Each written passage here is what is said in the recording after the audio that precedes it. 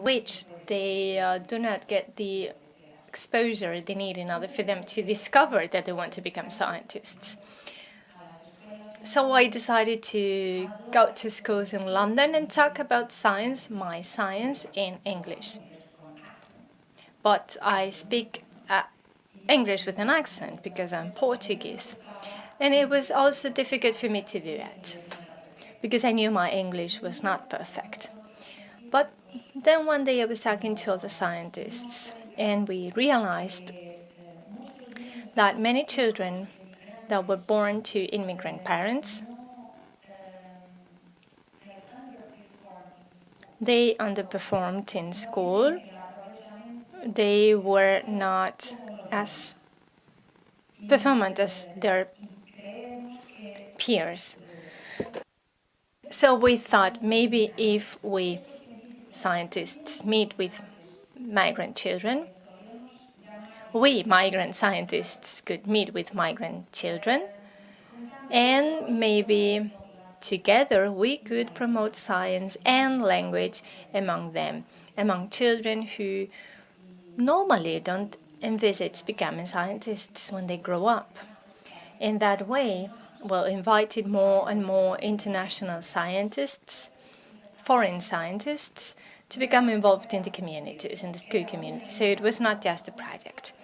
It wasn't a project at all. It was just a visit to a schools, 8 scientists, international scientists, and 30 school pupils. It was like speed dating. All scientists talked to all the children. So we split up the children in 6 or 7 groups, and we put them with to 1 or 2 scientists, and it was fantastic. Everybody was thrilled. And I had never seen so many smiles in my fellow scientists.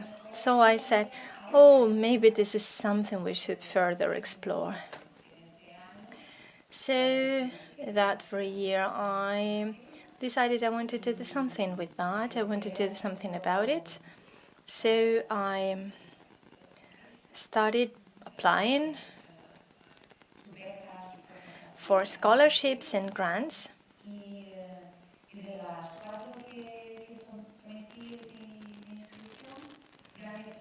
And then I got all the scholarships I applied for. So I thought to myself, well, I'm not the only one to think there's something to do about this here. There's a future in this project. So now we have expanded this project to 8 countries in Europe. We organize workshops in schools in 10 different languages, 10 different cultures. And how did it become a reality? How did you expand it to other projects? How did you do it in a practical way? How did you do it in reality? Well, it's 2 co-founders, myself and other. I am very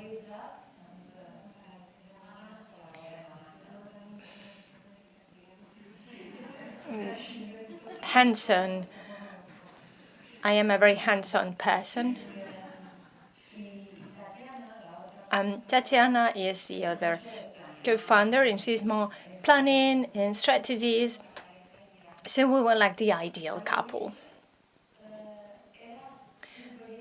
In the beginning, it was a project for Portuguese children living in London. But then,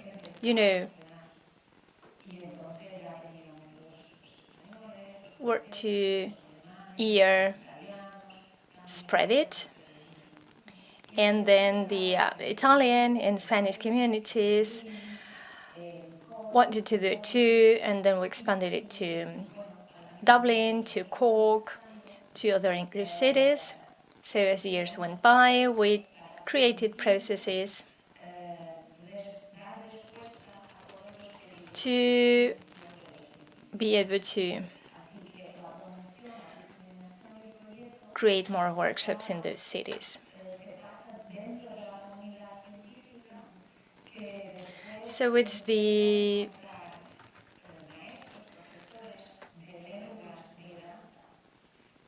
we decided to look for more teachers who are more scientists.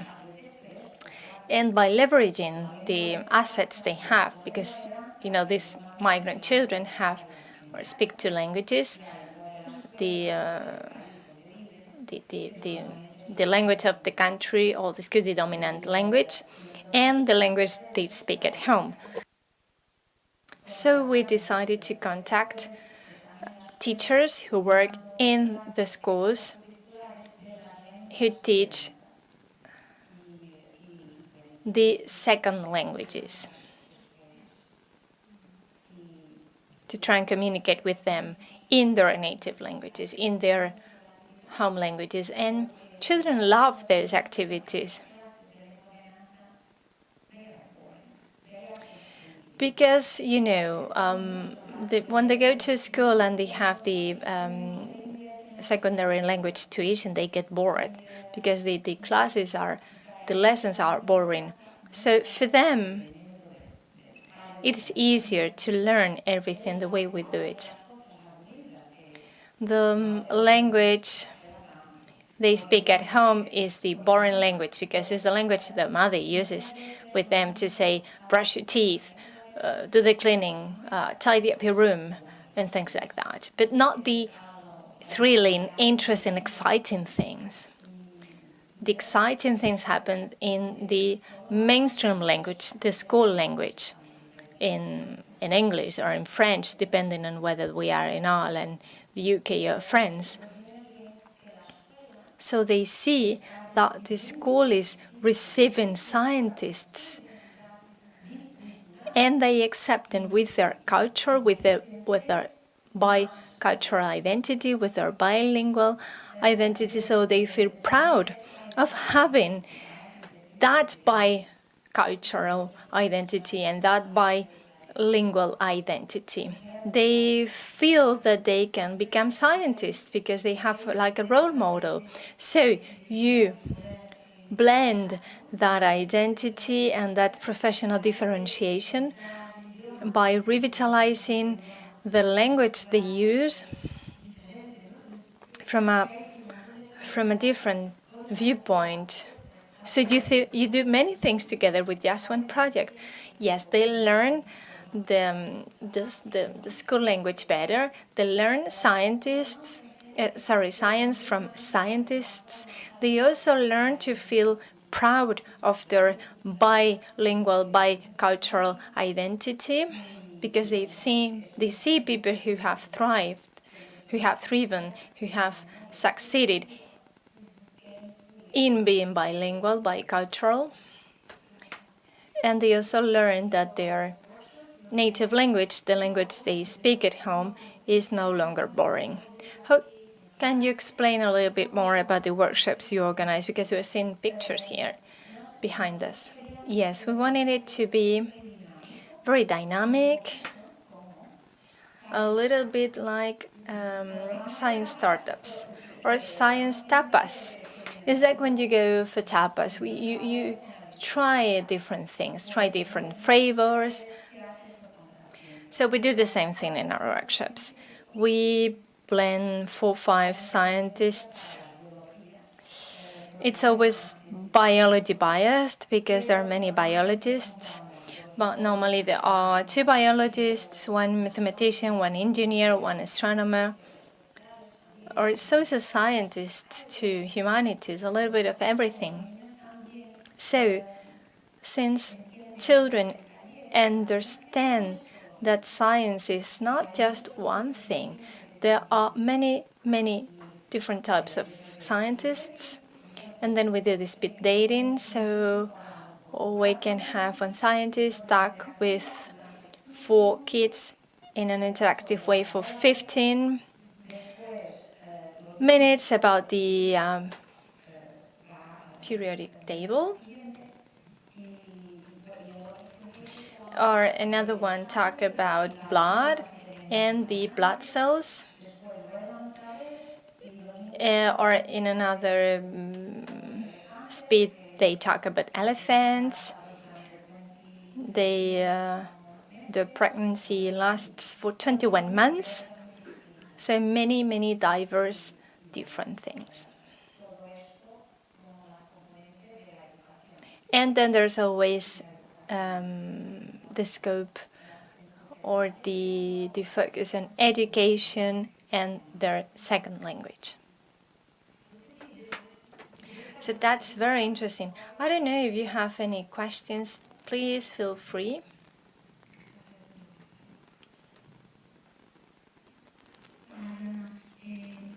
Hi, Joana. My question is, well, I work for ProDiverse, and we do have a project for children living in a poor neighborhood in Málaga, Palma Palmilla.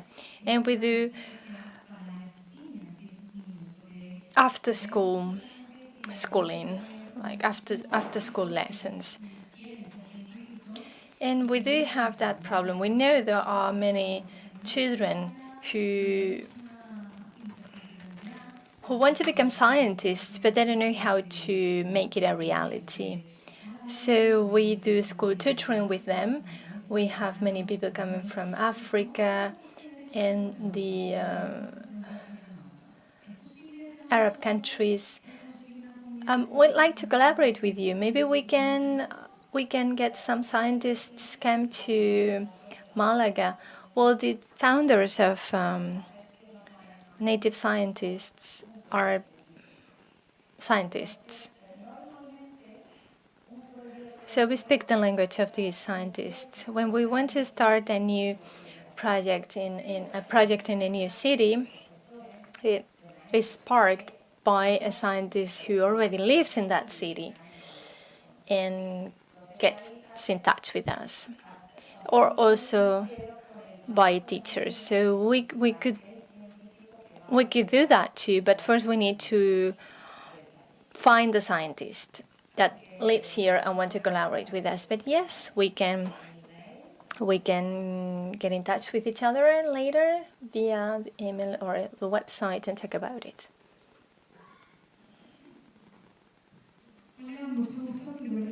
Hi, my name is Maria Gabriela Bermúdez, and I love what you do, so thank you for sharing it with us. My question is, in the workshops you mix children of different ages, or you segment them by age?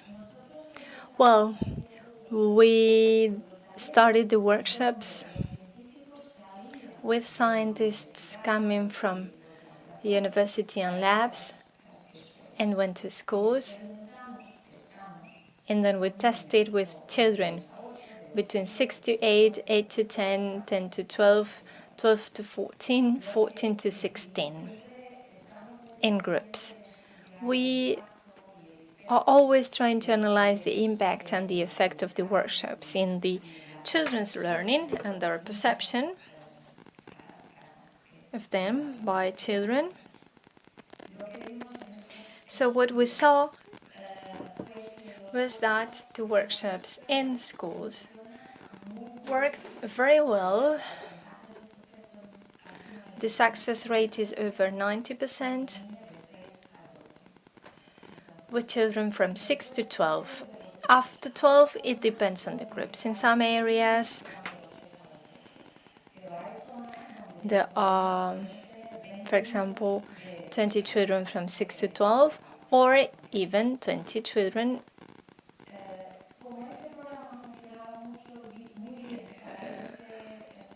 aged 6. So we decided to move on and organize different workshops for teenagers with the same success rate, over 90% success rate. And we saw that the most successful type of workshop had the children go to universities instead of having the scientists go to schools. So we did that, but we also split the children, the teenagers, in several groups and made them go to the university. So those are the 2 workshops that we organize now. First of all, thank you for sharing your experience with us. I'd like to say that I am a researcher at the Malaga University, and I work in 2 programs, Encounters with Science and Empowering the Female Researchers.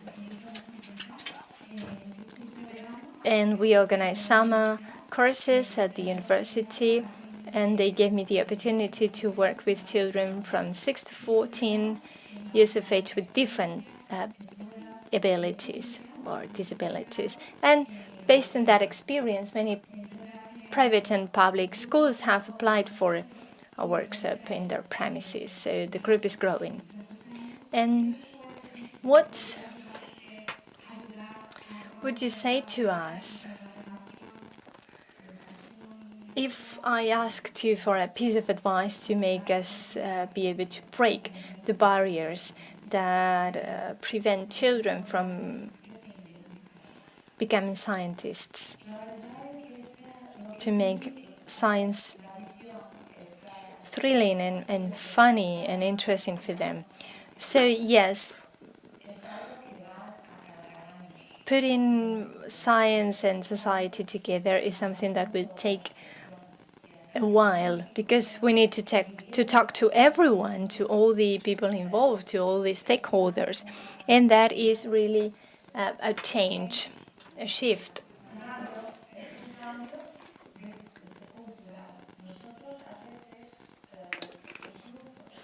And that is a cultural shift. The first time we approached the Cervantes Institute, they said, well, science is not part of culture.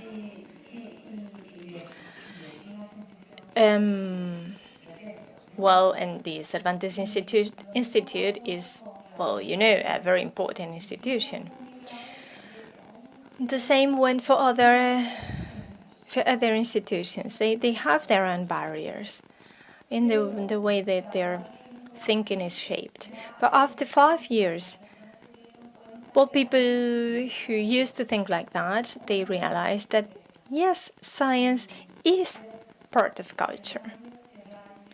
But shift, changes come through with time, over time, and after talking to each and every one of those involved. And it has to be a consistent shift. We don't want it to be fashionable just now. We want it to be a lasting change.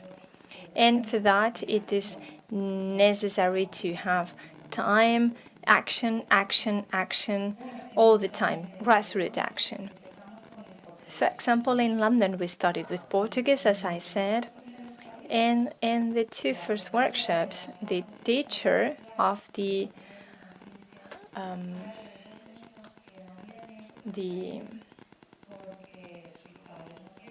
school tutoring said, well, there are some parents who don't want their children to come to these after-school activities because they don't want their children to meet scientists. I still don't understand why those parents didn't want their children to not become or be in touch with scientists. I still don't understand it, and it was shocking to me. But 5 years after that, 5 years into the program, the same teacher said, well, I do have parents now who want their children to come to the Portuguese lessons because they know that scientists are coming to the Portuguese after-school activities.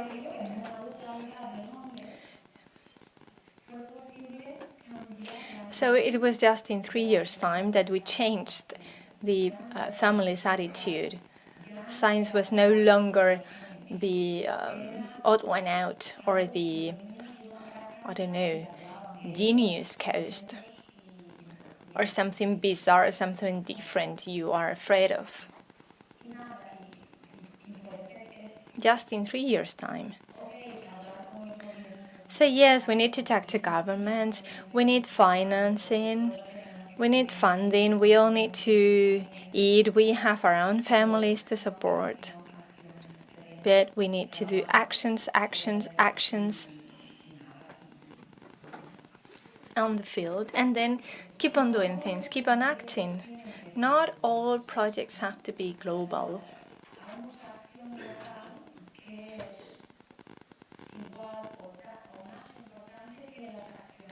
There are local things that are more global, that global things that have a larger scope than the so-called global things. We're all changing this world.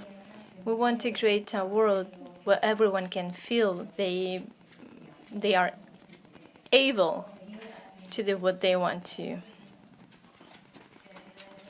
So yes, those local actions have impacts, and the impact builds up and they become a larger thing.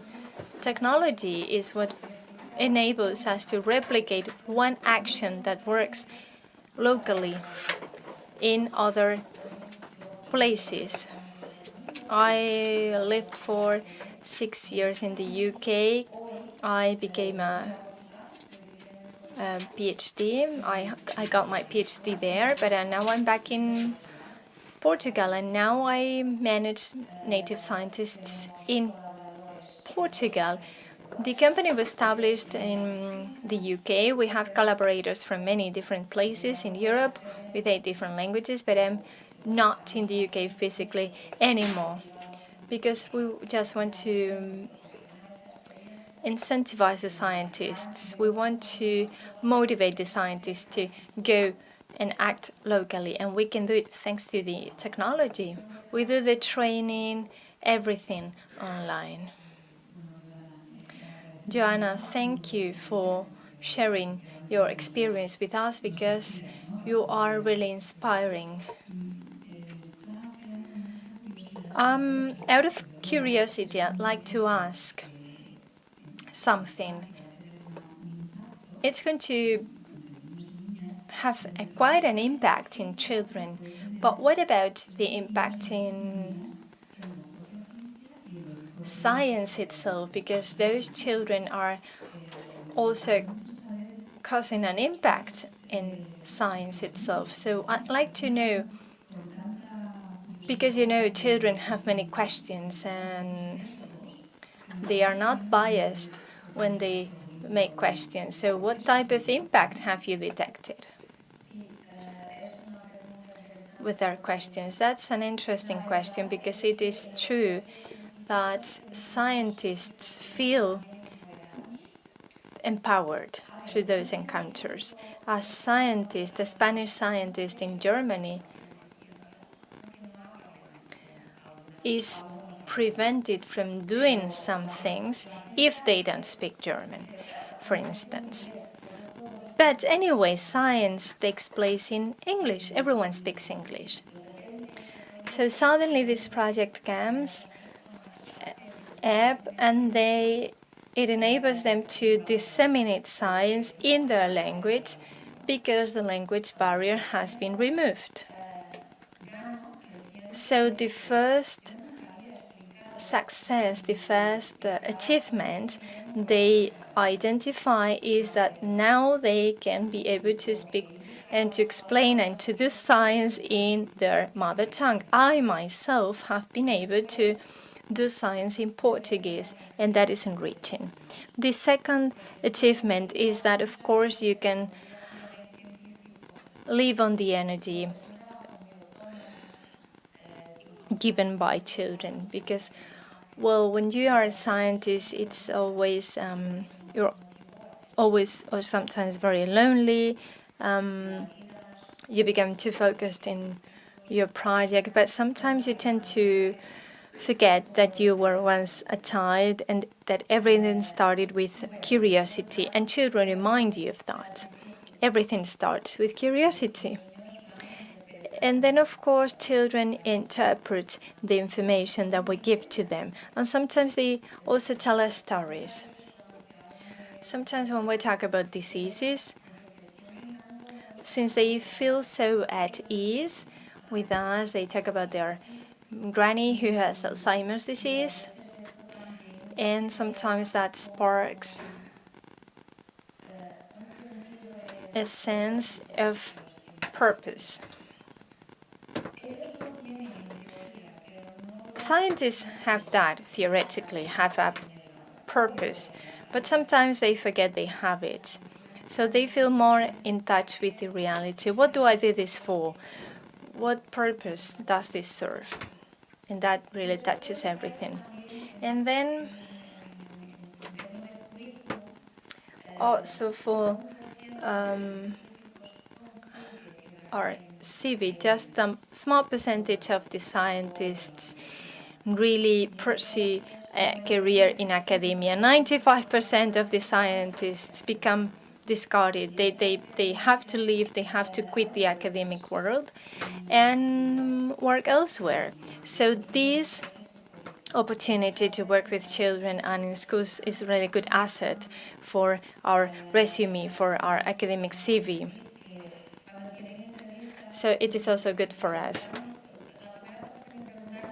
The first interview I did, the first work interview I did, I got asked about my work in native scientists, so that was really good publicity for me. So we adapted it also to suit the academic requirements. So one of the alarming rates that Europe has is the dropouts, women and girls actually dropping out from science courses. And being a UN specialized agency on technology, one of the goals for our organization is to encourage girls to take up science, technology, mathematics, and these kind of courses. So what is your experience when you are working with children? Do you notice this, and has it been improving over the years? Yes.